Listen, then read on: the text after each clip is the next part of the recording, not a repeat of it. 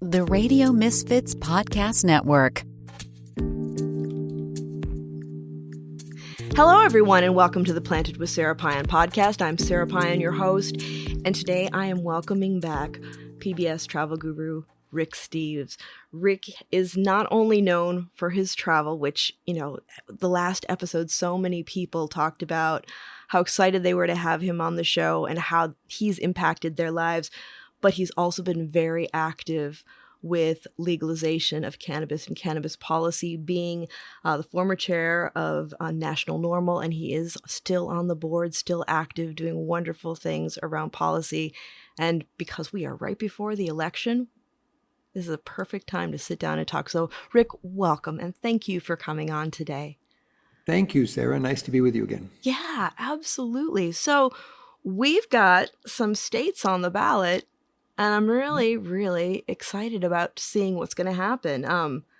The Dakotas in particular, being that they've always been a little bit more conservative. But what are some of your thoughts?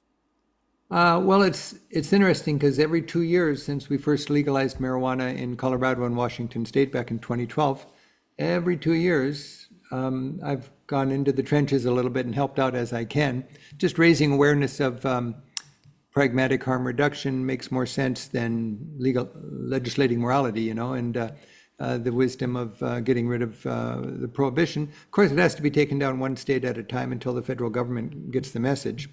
But 2012, 2014, 16, 18, 2020, 22, now 2024, every 2 years, it's 3 or 4 states that go up and, generally we win, but we don't win in the Dakotas.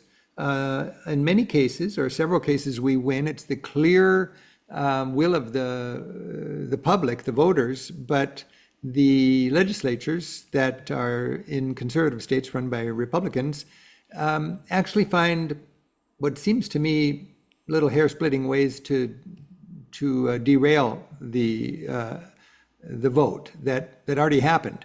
And it could have been a clear victory, but they forgot to do this, or there was this. And I find that you really have to shepherd these laws through after you win, because you may think, we won, and go home, and then a few months after the election realize that, it's been invalidated on some technicality. And it's not in the interest of representing the will of the people. It's just in the interest of playing a trick to overcome the will of the people so you can maintain the wrong-minded status quo. And that's happened, I believe, in the Dakotas in the past. And when I reviewed the laws that are the amendments that are up in the Dakotas, they're smartly tuned in to the public there. It's not going to be overreaching. There's going to be predictably protecting the employer to have his or her say on what are the standards in the workplace. They will be no public consumption and very strict public safety regulations, which I think is great. When we legalized in Washington State, we were careful not to overreach. We understood that a lot of people weren't comfortable with this, and over time we get more comfortable with it. And one thing I like to say is I like to remind people, if you don't like the law, generally the government is designed in a way where you pass the law and then the legislature fine-tunes it over the next, through the near future, and the law ideally better represents what works and what is the will of the people. That's the way it's supposed to go. Yeah, it is. And I know here in California, when we passed it, people have been less than satisfied with legalization. But I think one of the big things that we look at is the fact that a lot of people who consume don't share that. And so the people that count on our votes for their jobs have a very outdated view of who's using cannabis. So it's, if we can get people into civic engagement using cannabis as a tool for that, I think that that's a wonderful thing, because it really is up to the public to let these people know, I contribute to society, I pay taxes, I use cannabis, and I vote. I'm not sitting at home playing video games and eating Cheetos, although, hey, set and setting, there is a time and a place for that for some of us.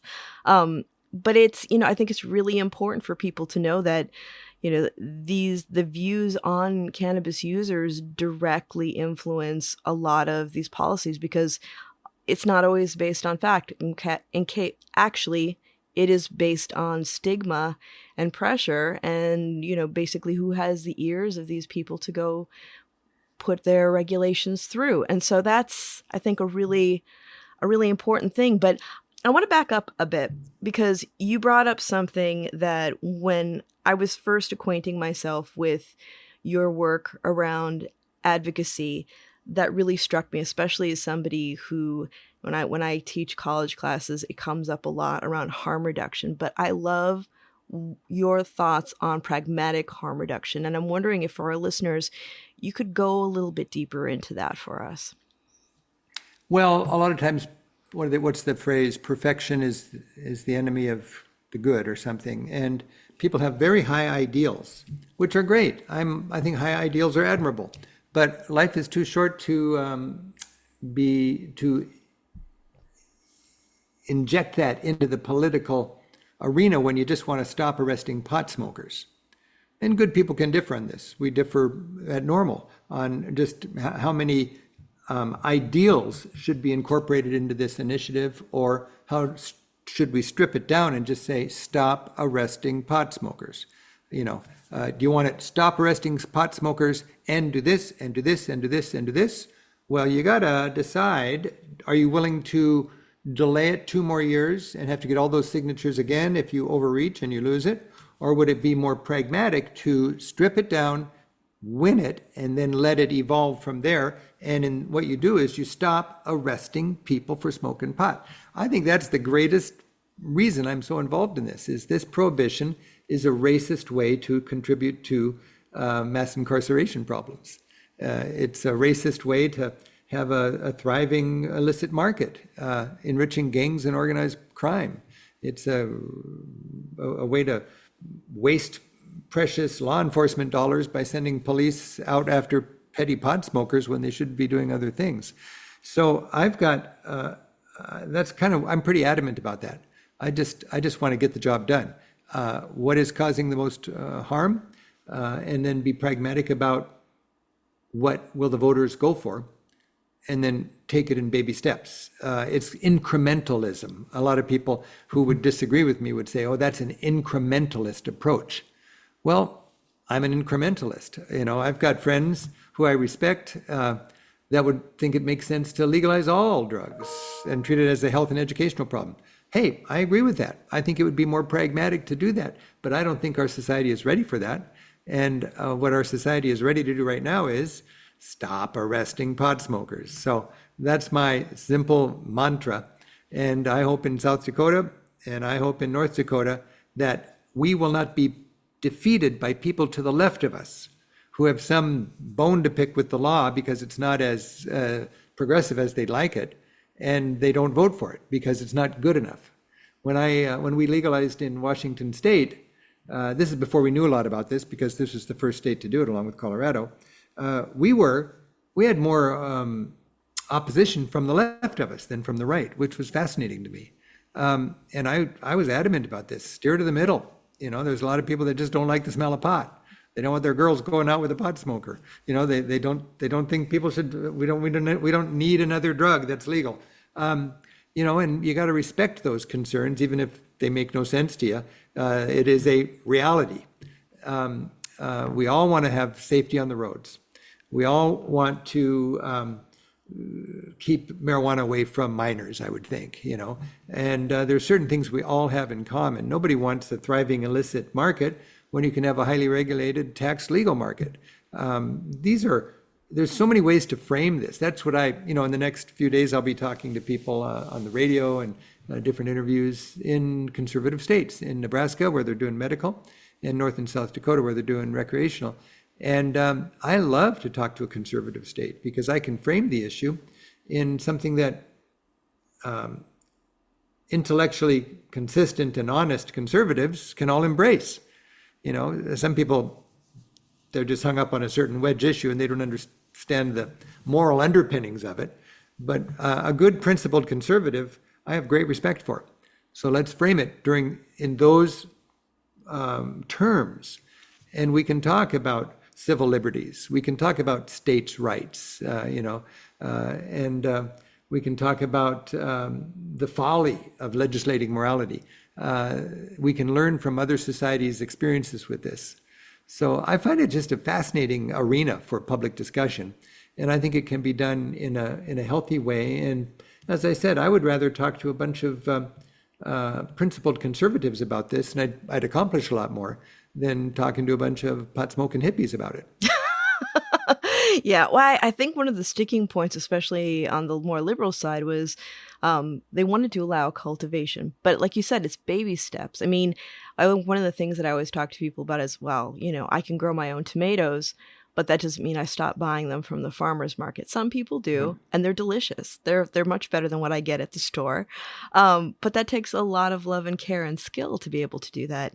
And I think when we're looking at just like the history of cannabis legalization and pushing policies, it's really interesting also to see how the parties have evolved, because colleagues of mine who were doing a lot of this work in the early 70s would tell you that the liberals weren't supporting it as much as a lot of the Republicans were at that time, because they were like, yeah, it's my right to be able to do what I want. So it's Right. interesting how these things shift and evolve. And I see people when I'm writing a promo about a certain law for a certain state, if it's one state, you might say it's a racist law and it needs to be stopped. But in another state, that doesn't resonate with the people because they're not that worried about racist laws in that state.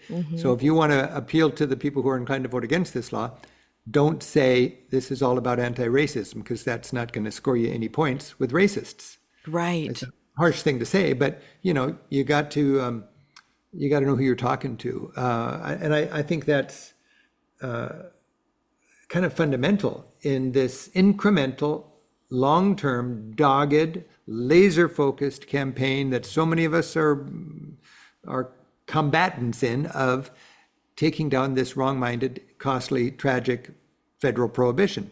And we can learn from history in so many ways. I love to mention this. 100 years ago, it was prohibition against alcohol, and Ken Burns did a special on prohibition in his beautiful style, and I was interviewing him once about his new show about prohibition of alcohol in the 1920s and 30s. And I said, Ken, it's almost like you could do a global search and replace and take out alcohol and insert cannabis. And he said, yeah, it's the same story. About, you mentioned earlier, home grow. Well, in a prohibition against alcohol frame, that would be home brew, wouldn't it? Mm-hmm. And when they started taking down prohibition against alcohol, at first it was not, no home brew was allowed. At first it was just, and I think the first state to be bold enough to take down the federal prohibition against alcohol was New York, I think. And my understanding was, at first it was just beer. And it wasn't home grow and it wasn't hard liquor. And then other states saw that and it worked. And then it was beer and hard liquor that was legalized. And then it was home brew. Now, in practice, how many people are going to home brew their beer? The sky's not going to fall. But as a matter of principle, they were afraid to allow it in the beginning, and then they started allowing it. And I don't think it's a big issue. But as a matter of principle, I guess it's part of the evolution to drop a prohibition is to allow home grow, or in the case of alcohol, home brew. But I noticed looking at these bills in the Dakotas, they're allowing home grow, which is great. 12 years ago in Washington State, we did not allow home grow. We wanted to, but we thought that was just going to lose us a few more points at the polls, and we anticipated a close election. We ended up winning by, I think, 6 points, so we could have given away a few of those moved to the center points, and we could have had home grow. But I don't want to Monday morning quarterback that. We played it conservative because we wanted to be the first state to legalize. We did. And since then, even the Dakotas now are including home grow from the start. Yeah, I think that's exciting. And I actually think that, I think you're right. You have to play to your audience when you're passing these things, and then the changes can come afterwards, because that's, 64 here was not great. And when people will tell me, oh, I didn't vote for it, I'm like, well, let me tell you why I did. Because the next time, who knows what it's going to be. We can work with what we have. Yeah. And I just think that's how it works, is you pass a law and the legislature tweaks it. and the legislature can tweak it in a good or a bad way. But Colorado had that problem with dosage and packaging for children and this sort of thing, and they tweaked it in the law. A lot of states get too greedy with the tax, and if you had too high of taxing, the street value becomes more appealing, the street cost becomes more appealing, and you don't end the illicit market. And you got a trade-off. If you want to tax too high, you're going to have a black market. If you tax less, the black market is not viable. Elevate your brand with iSpire, the global leader in vape technology with over 1,000 patents worldwide. Our innovative iSpire 1 simplifies your process with self-sealing hardware and automated filling. No capping, no hassle. For brands ready to go to market, our iSpire signature devices are for premium, customizable solutions. And as proud members of NCAA, NORML, the Origins Council, and the Women's Cannabis Chamber of Commerce, iSpire is committed to advocacy and social justice. Learn more today at getispire.com. Right. And that's what we're seeing here in California. We have a very rich illicit market. And so now the state, where they were supposed to be with this legalization, not having to spend as much money on enforcement, it hasn't changed. Yeah. It hasn't changed at all. And so, we need to make those adjustments. And how we do that is by having the conversations and getting the public involved and demanding the change. What are you thinking about Florida? I'm excited about Florida. Unfortunately, it's a constitutional amendment so that it needs 60% of the vote. It's pretty certainly going to get a majority of the vote, but whether it gets 60%, I don't know. But I know that because it's a constitutional amendment, because it needs 60%, and because different campaigns have been stung by trying to there's some sort of provision where you can't do more than one thing with one vote. So it's a pretty stripped down law. And in Florida, it's basically they've got a well-established medicinal market, and they're just going to use that existing medicinal market and let it be recreational also. And there's a lot of complaints people can have about the law, but the law is just written very simply without dealing with all of these issues, because the reality is the legislature is going to fiddle with it after the election anyways. So, exactly how the law plays out, it's more than just the vote. But what you got to do is win that 60% to get that constitutional amendment in that conservative state. You're dealing with a supermajority in all three branches of government in Florida. I mean, if you know Ron DeSantis, just think about that as all the senators in all the states. I mean, that's how it's going to vote. So it's got to be okay for that crowd. But I think, again, you can frame it in a conservative way. You can be sensitive to conservative people's needs and what they're all wigged out about. And you respect that and raise awareness about the issues. And I think it's got a good chance. I hope so. And I also hope it drives progressive people, people that enjoy marijuana, to the polls, because that will help Democrat candidates up and down the ballot. Yeah, absolutely. I know DeSantis has been really against it, and it's really interesting to see. The last time I spoke with Michael Steele, he was saying, whether you know it or not, a lot of my colleagues actually support cannabis or use it, and you'd be surprised if there was full transparency about what was going on out there. So you're seeing a lot of politics, but I'm also with Florida. I'm excited too, because there are just so many people who retire in Florida. And as we've seen, there's a lot of seniors who enjoy cannabis, and especially, I know my uncle, I think he enjoys it more in retirement. Not that he's, an overconsumer, but, as an accountant, he was kind of like, well, on the golf course. That's the beautiful thing, isn't it? I mean, people in their golden years, they want to, smoke a joint or enjoy a little bit of a gummy or whatever. Yeah. It's their civil liberty. It's America. I mean, when people walk down the street and they go, oh, marijuana, I go, that's the smell of freedom. I don't have to like it. I don't have to endorse it, but it's the smell of freedom. And if you really take the idea of we live in a country that celebrates freedom, and you do it within certain parameters, you have to respect your neighbors. And if you can't smoke outside, well, then you got to smoke in inside. Or if if you can't have a place that sells marijuana within so many 100 meters of a school, you work around that. That's a legitimate concern. And we're doing that. It's a wonderful exercise in democracy. Every 2 years, as we see different states learning from the previous states. The big question for me is, when will the federal government Well, there was that recognize announcement. There's that, yeah. I think Kamala Harris and Trump are both talking about, oh yeah, they're just kind of measuring the possibility of getting a few more votes. But it's just getting to the point now when you have the majority of the citizens of this country in this country living in states where recreational use of marijuana for adults is legal. It's not the majority of the states, 24 states, I believe. Mm-hmm. But the clear majority of the people in this country live where you can smoke pot just for kicks. And then, 45% or whatever of the other half of the society lives in states where you can get arrested for smoking pot. And sadly, there's still a lot of people getting arrested for smoking pot. And double sadly, they're not privileged, wealthy, white people like me. They are poorer people.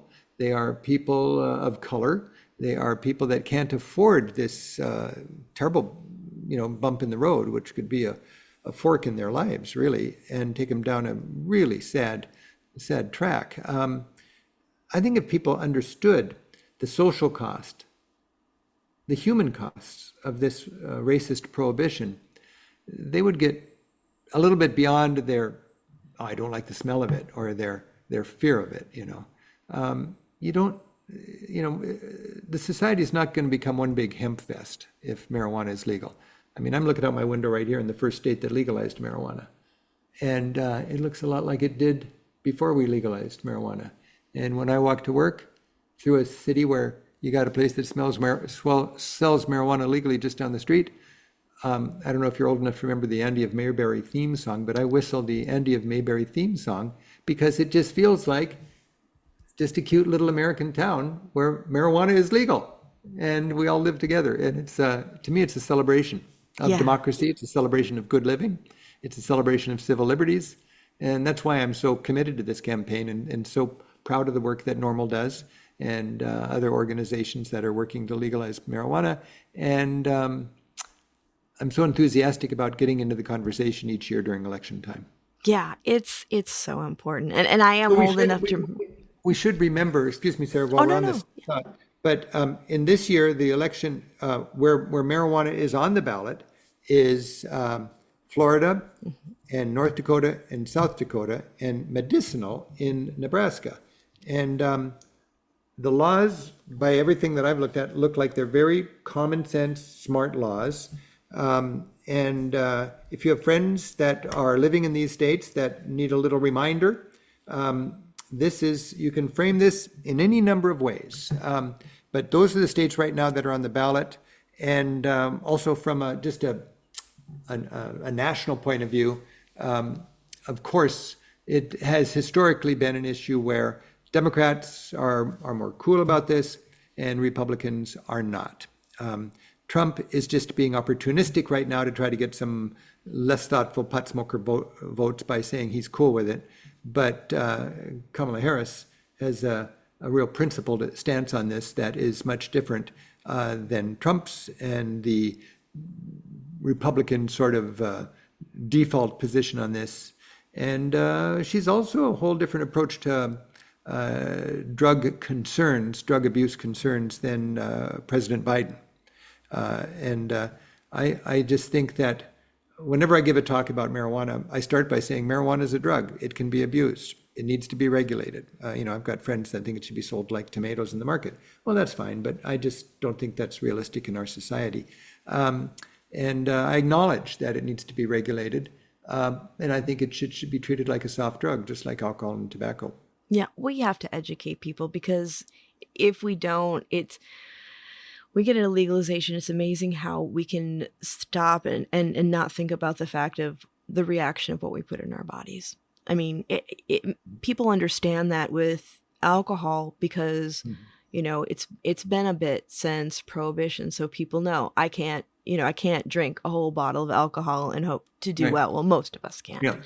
Um, But but that's the interesting thing when you think about the parallels and the whole fundamental issue. Back in the 30s, when our society finally said, okay, this is wrong, we shouldn't be locking up, or we shouldn't be criminalizing or making alcohol illegal, they weren't saying booze is good. They were saying the law against it, the law designed to protect us from this soft drug, is causing more harm to our society than the drug itself.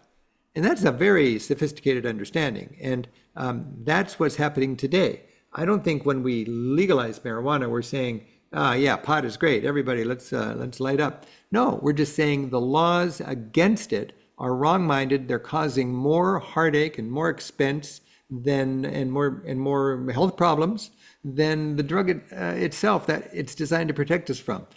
So that's why a lot of organizations that you wouldn't think are supporting legalizing marijuana, whether they're public health organizations, whether they're NAACP kind of organizations that are looking out for what's good for the Black community, whether it's children's alliances looking out for the health and welfare of children, they know that the most dangerous thing about marijuana is the fact that it's illegal. right. Anybody who cares about kids' well-being knows you don't want a drug pusher down the street running a business because he doesn't check your ID, and all he wants to do is sell you more addicted and more profitable drugs. It's better to have a potentially dangerous drug, whether it's alcohol or marijuana, in a highly regulated retail store. And that's what we've done in the states that have legalized now. You step into a place that sells marijuana, and I always feel like it feels like a cross between a pharmacy and an Apple store. It's just high tech, it's clean, it's smart, and it is shipshape. And it's got to be shipshape, not because they're trying to win an award for shipshapeness, but they need to have high standards so that they can maintain their relationships with the banks. This is what I understand. And they've got to be 100% compliant in all of these sort of requirements, or they're going to find themselves unable to be part of the banking world. Oh, absolutely. And in California, you'd lose your permit. When we're talking about the youth access, so one of the biggest things that I keep hearing from people is about the synthesized cannabinoids in hemp products. And that's been one of the points of access for young people now, because that was easy to come by. Now, here in California, the governor has just put the kibosh on that. But what I think about even beyond that is the lack of regulation. Like, cannabis and hemp are the same plant. They just are. But when we're looking at hemp policy, we need to tighten up some of the regulatory things around testing and making sure that it's safe, because cannabis is whether we're calling it cannabis or hemp, it's a bioaccumulator. So what it's grown in, what it's grown around, it will leach all of that. And, as somebody who has seen, since we were back in the medicinal days, some of the crazy things that used to come in the cannabis industry, anything that's synthesized, I find highly suspect. Like, I think that hemp cannabis products should be allowed across the board. But when we're getting into synthesized Delta-8 and other cannabinoids that are synthesized, we will be creating our own Tylenol moment that will just take us back, and we need to stop that. Yeah. Well, don't retail sales records kind of show that what's most popular among consumers is just marijuana flower? Absolutely. And not all this other stuff that's super powerful. And I always hear that one of the unfortunate side effects of a prohibition is when you make something illegal, you put it underground, and it gets produced in a more potent form, whether it's going from beer to hard alcohol or a simple marijuana leaf to whatever sort of more intense product that can be produced. Mm-hmm. Absolutely. And that's, if we are able to start controlling that more, and I think also just even from like a lobbying and political perspective, hemp and cannabis should be working together, because we would have much more of a voice to be able to create good policy and keep people safe. Well, I wish we could do it in a smart way from a federal level, so we're not having to fiddle with it in 50 different states. It just seems so crazy that in Washington State, as part of our tourism industry, And in Idaho, you can do hard time for it just over the border. Yeah, that's it. I was just talking to Congressman Earl Blumenauer. He was just on the show. And I was asking him, because he and Congresswoman Barbara Lee, actually, she's going to be on next week. They're both going to be leaving. They're not running for office for this term. Yeah, I'm going to miss Earl. Yeah, he's wonderful. He's wonderful. He has reassured me, though, that he's still going to be fighting the good fight. He's great. Yeah, he's great. And he has a lot of hope for the Congressional Cannabis Caucus, that there's going to be some good leadership. But he's also talked about the fact that we don't need to reinvent the wheel when we're looking at federal legalization, because we already have some good frameworks that make sense, sensible frameworks that don't have to be overly complicated. Yeah. That's a good reminder. And actually, I have a question for you. Being, the traveler and talking to people, when I have Congresswoman Barbara Lee on, do you have a question for her that you'd like me to ask? I would be curious, what is the reluctance for the federal government to move to end the prohibition when it's clearly the will of the people? Yeah. There's no question about what the people of the United States of America want, assuming majority rules. There's no question about it. And there's also no question about the things that there were questions about 12 years ago when Colorado and Washington State, my state, fell on the barbed wire so everybody else could march over it. We didn't know what would happen. We thought, people said, oh, all the teenagers are going to be smoking it now. Well, no, the numbers are in after 10 years. It's clear. More people smoke as responsible adults, but teen use, that's the main concern, has gone down, not by anybody who's cherry picking the statistics, but according to the statistics of the totally unbiased Department of Health in in many states. It's clear. Teen use goes down after you legalize. It's just no longer so sexy. Grandma's rubbing it on her elbow, That's the truth. Yeah. And people worried about, safety on the road.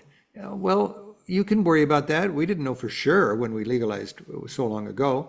But the fact is, there's no impact on road safety if marijuana is legal or illegal. I think something people have to remember, Sarah, when they're ever debating these different points, most people that debate against marijuana are debating assuming that they have an option which is a marijuana-free society. There will never be a marijuana-free America. Marijuana is here. If there's a death penalty for it, it's still here. If, it's just people smoke pot. It's easy to grow, it's fun, and it's, as a matter of principle, a lot of people want to have it. And there's always going to be marijuana. The question is it going to be an illegal activity, or is it going to be a smartly regulated and smartly taxed civil liberty? And that's what we're debating. So in so many cases, people would say, oh, if you legalize, people are going to be smoking pot. Huh. Like they're going to be smoking pot in schools. They're going to be smoking pot on the road. And the fact is, well, no, they're already smoking pot in schools, and they're already smoking pot on the road. And those are not good things. And you can make a case that you can remedy those problems much more reasonably if you stop treating it like the devil's weed and you start treating it like a civil liberty. Yes. That's what we've learned. We've learned that. It's just pragmatic harm reduction instead of legislating morality. So that's one thing I've learned from Europe. Europe is very into pragmatic harm reduction. I mean, you think of the two most famously liberal societies in Europe when it comes to marijuana, Portugal and the Netherlands. Why are they so liberal with marijuana? Because they are pragmatic and they see the real risk in their society is opioids and hard drug addiction and overdose deaths. That is what they want to deal with, not silly marijuana.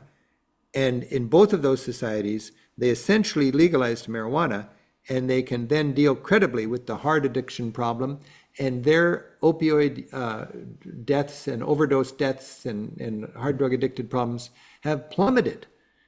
And their marijuana use has stayed about the same, and they just don't lock up pot smokers anymore. That is called pragmatic harm reduction, and we can learn from that. I think it's very cool. That's why I got involved in this in the beginning, is because my European friends, for them, a joint's about as exciting as a can of beer. And we lose as many people to opioids as we lost in Vietnam every year. It's crazy. And Europeans, they tiny fraction of the deaths that we incur per capita. And why is that? Because it's pragmatic harm reduction instead of Republicans legislating morality. Legislating morality is not love. Legislating morality is stunt. It's a political stunt, and it is counterproductive, and it's naive. I just really am so proud of how the drug policy reform advocates I know come down on the side of pragmatic harm reduction to a great degree, inspired by Europe's drug policies in the past decades. Yeah, and pragmatic drug policy also helps people who do have bad relationships with substances deal with it with dignity. Because when you're dealing with the stress of the shame and everything, how can you overcome that? Yeah, and that's one thing I always say when I'm giving trees in Europe. The word for addicted is not addicted, but it is enslaved. They are enslaved to this drug, a hard drug, not marijuana, because I don't think marijuana is addictive. But they're enslaved to that drug instead of addicted. Addicted kind of means you're a criminal, and you need hard time, you need lawyers, and you need police. Enslaved means you're having a challenge with this. You need support. You need compassion. You need nurses. You need counselors. You need loved ones, helping you out.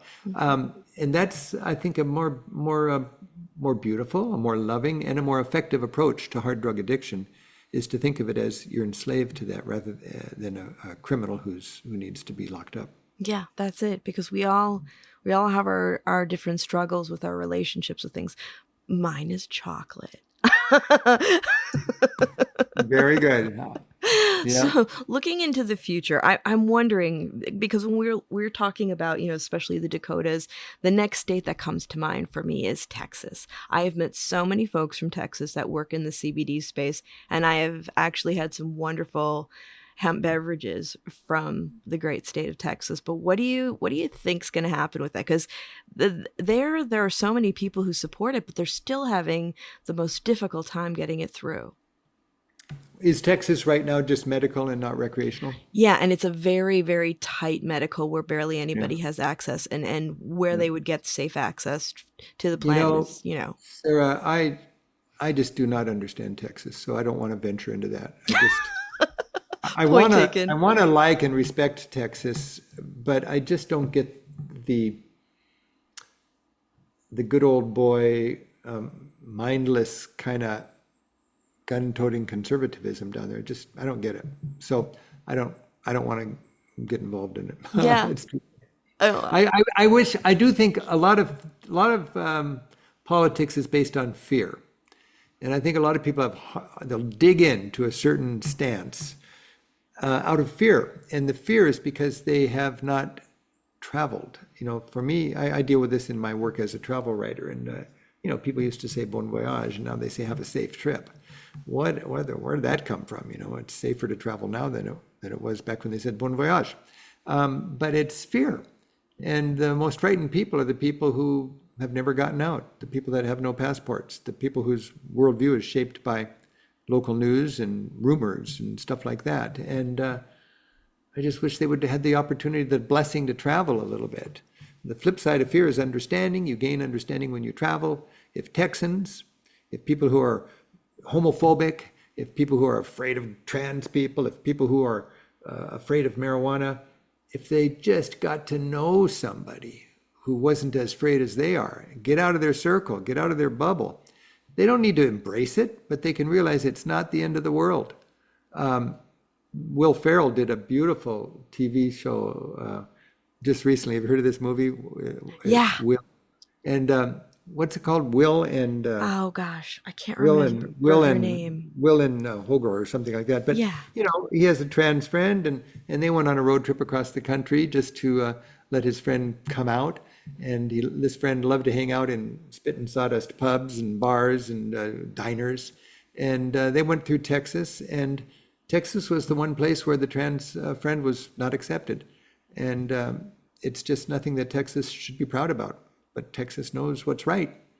And anybody that veers from what Texas thinks is right doesn't get their respect.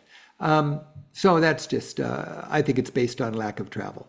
I think people have traveled. If you've traveled, you're not afraid of somebody from you're not afraid of a Muslim from Morocco. Right. You know, if you've traveled, you're not afraid of somebody who eats escargot. You're not afraid of foie gras. You're not afraid of marijuana in a coffee shop in Amsterdam. Not home grow, public consumption. You know, a lot of people wonder, public consumption? Oh, no. The sky will fall. We can legalize marijuana, but you can't have public consumption.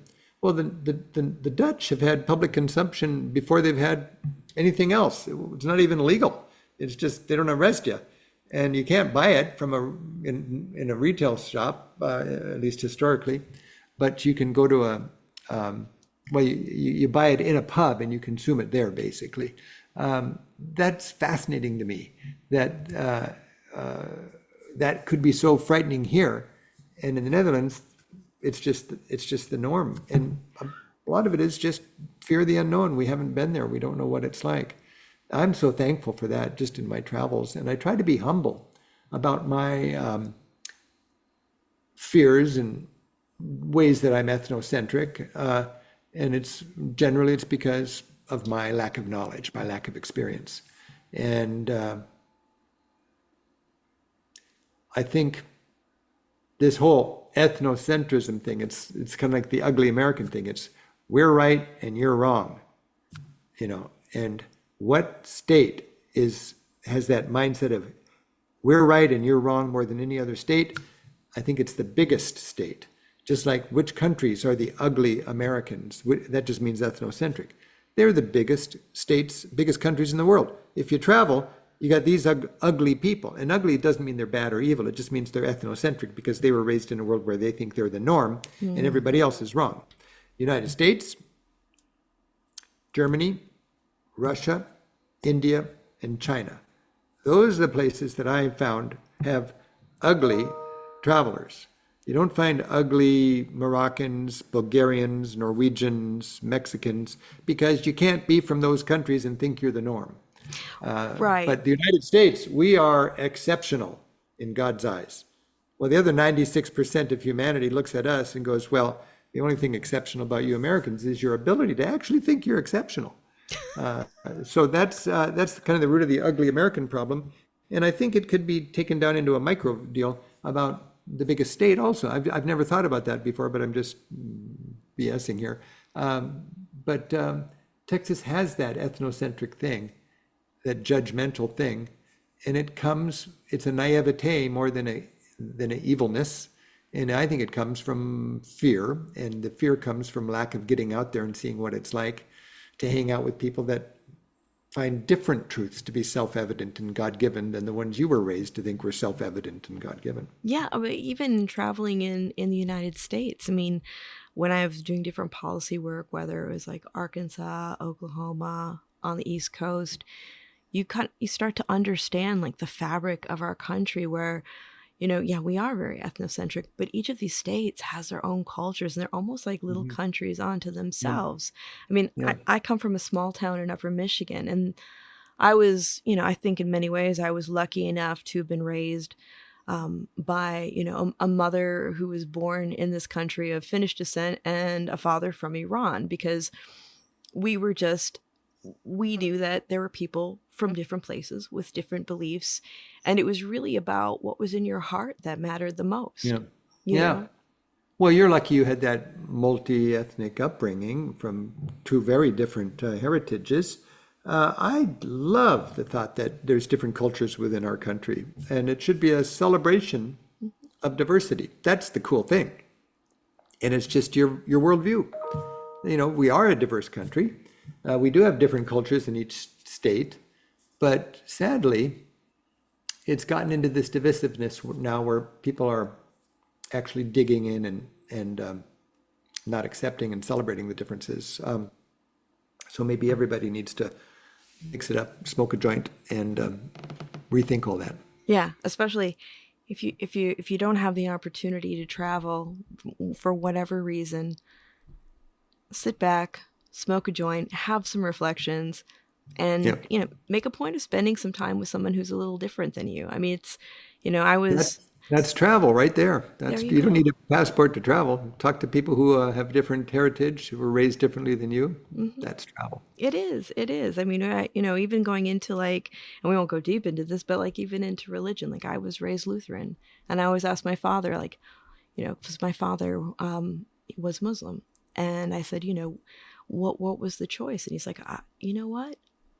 And this was just how my whole family was. He's like, I just wanted you to have a good foundation, and Mhm. God is what's in your heart. That's beautiful. Yeah. Yeah, I'm still Lutheran, and and that's a cool religion as far as I'm concerned. But different people have different. It's like to me, it's like different restaurants. You might like vegetarian food, you might like Chinese, you might like Indian, you might like Japanese, you might like French. It's all, as long as it's good nourishment.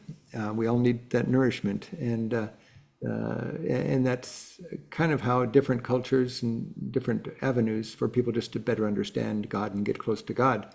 But that whole thing about your Finnish mother and your Iranian Muslim father, your Finnish Lutheran mother and your Iranian Muslim father, right? Well, they must have been able to see through their religious differences to get married and have you. Yeah, So that's a beautiful thing. absolutely. And And you're a crusader for freedom right now, so that's great. and I grew up with Horesht and Lutfisk.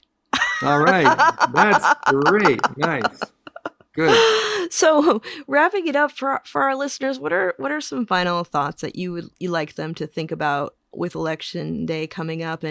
And for those of you listening, remember, voting is your power. It is your superpower. Do not forget that. Boy, this is such an important time to me politically. And everybody always says it's the most impactful election of our lifetime. There's never been anything like this before. And in my business at Rick Steves Europe, we're actually being more overtly political than we've ever been. But it's not partisan. That's the thing. What I'd like to remind people is this election, it's not Democrats against Republicans. This is much more fundamental. This is democracy versus autocracy. And it's the same choice that people had in Europe 100 years ago. When Germany was getting Hitler, he won an election. When Italy was getting Mussolini, when Spain was getting Franco, when Portugal was getting Salazar, people who liked democracy were frustrated by the realities of their governments trying to deal with challenges, and they were told simple solutions to complicated problems by charismatic, bombastic, authoritarian leaders. And they bought that. And they voted to throw away their democracies in order to have an autocracy so the trains would run on time. And in the United States of America, if you're frustrated by the cost of eggs, the cost of filling up the tank, the this or that or this or that, and you think a wannabe dictator can solve it because he can just go to town and make it happen, you're falling into the same trap that so many Europeans did, and it's very regrettable. This is fundamentally about freedom and democracy or autocracy, and autocracy does not work. America, the ideals of America shine on a hill. They're much bigger than any presidential administration. They inspire billions of people around this world, with or without a great president. The ideals of America inspire. And right now, the ideals of America are on the line. The world needs democracy, and democracy needs American leadership on this planet. So forgive me for getting heavy, but boy, oh boy, this election is about a lot more than marijuana. And it's about freedom. And I think it's about economy that is just and sustainable, rather than economy that is a windfall for the aggressive people in an unsustainable way that is short term. People who are voting for the economy, if that's their thing, Trump promises short-term prosperity at any cost because his kind of guys get the money and run. Harris is working on a long-term sustainable prosperity. And that's what will be here for our children and their children. It's more complicated than a tariff. And there's no free lunch. You can't screw the environment and run to the bank with the extra money in a sustainable way. Right. This is the time to vote. And if you care about drug policy issues, we need more Democrats. But that's a tiny, tiny bit of what's on the line right now. And people listening to you and me right now, I think they're going to be happier with a democracy in this country rather than the chaos and the heartache and the lack of American leadership globally and the turning our back on all the environmental progress we've made and the importance of minimizing climate change and recognizing civil liberties. And when they say the deep state is evil, they just are saying we don't need strong institutions to keep us in line. The most content and successful societies on the planet are the societies that respect their institutions and have faith in their institutions. And I do. They need to be fixed, they need to be guarded, but we need them. And when anybody complains about the deep state, and when anybody says we need law and order, these are things that just call me to wake up and look what's going on. And I'm a historian and I'm a traveler. I learned this way by traveling, and I learned this way by studying history. And I've learned a lot about history, and I've learned a lot about travel. If people want to learn more about what I've learned from travel, I've produced a 1-hour show called Fascism, the story of fascism in 20th century Europe. And it's on public television. And anybody can go to ricksteves.com and go into the TV section and just watch it. It's just a click away, everything I've ever produced on TV. But if you want to get a 1-hour backdrop about what is fascism, what lessons did Germany and Italy and Spain and Portugal learn from their fascist nightmares, so we don't have to learn from ours, please watch that show. It's really good. I don't think that's too heavy at all, Rick. It's a conversation we have to have. We are at a critical time, and people have to be engaged. It's you're right. I mean, and for for of you listening out there, guess who pays those tariffs? We do. So don't listen to the double talk. Vote for the soul of our nation. Yeah, thank you. Sarah, so good to talk to you. I really enjoy these. I never know where we're going to go or what we're going to talk about. I know. I so enjoy it too. Yeah. Thank you so much, Rick. And I look forward to the next time we get to sit down and talk. All right. Well, as I like to say, happy travels, even if you're just staying home. Happy travels. And everyone, remember, if you like listening, please give us a review, share it with a friend, let us know what your favorite episodes are. And if you'd like to stay in touch over social media, we are Planted with Sara Pion on Facebook and Planted with Sara on Instagram and Twitter. You can also go to our website, www.plantedwithsara.com, or listen to us on our parent network, Radio Misfits Network, where there are other great podcasts, like one of my favorites, the Winemakers Podcast. So check it out. You can listen to Planted wherever you listen to your favorite podcast, whether that's Pandora, Spotify, Amazon, Google, Apple, Stitcher, TuneIn, we are there. So join us, and until next time, stay curious, stay safe, and remember, it's a wild world out there. Be good to one another. Until next time, take care.